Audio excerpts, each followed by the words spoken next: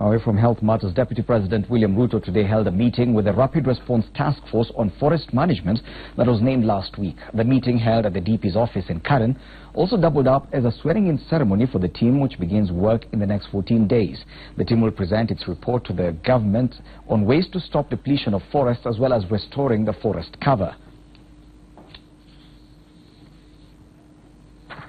The task force has a very clear mandate that we have close to 120,000 of plantation forests that have no trees. We have almost a similar amount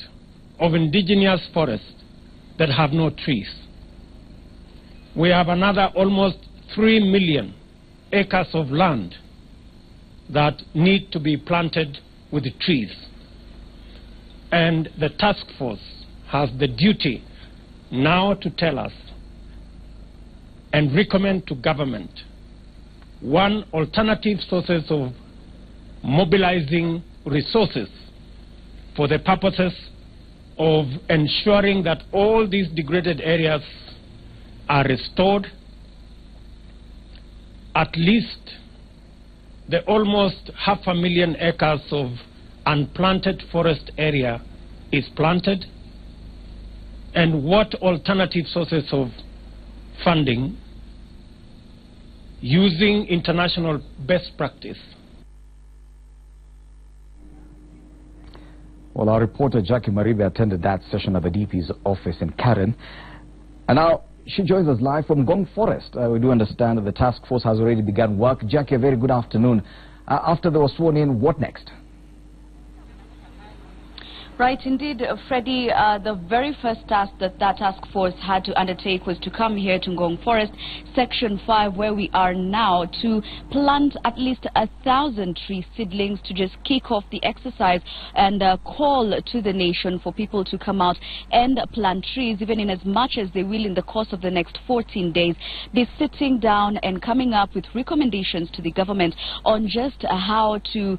end this particular problem or crisis that the country has found itself in. The preliminary report that they will give is expected in 14 days after the task force was unveiled today, Fred, at the Karen office of the Deputy President, and they will give a more detailed report within the next 30 days. But Deputy President William Ruto there is saying that it is a time that sacrifices maybe should be made even by government, and the government is ready and willing, if the task force should recommend so, to make sacrifices, and tough ones at that, just to ensure that the negative steps that have been taken, including the depletion or wanton destruction of forests, is completely changed, and that narrative changed. In fact, the Deputy President saying that the ongoing political conversation that is being driven around his 2022 presidential bid should instead now be turned into a 2022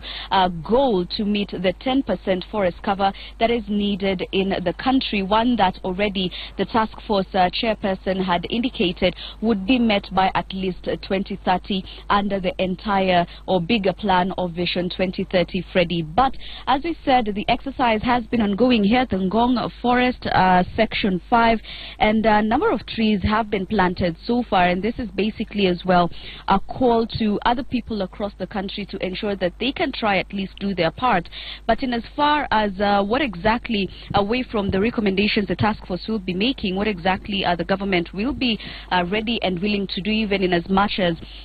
Freddie, the Deputy President, is saying that they are ready to make tough sacrifices, is just how fast they will be able to meet the demands of overturning the depletion of the forest and water catchment areas that has even seen a number of Nairobi residents have to go through water rationing just to try and salvage that particular situation. But Freddie, even as the moratorium on logging has been,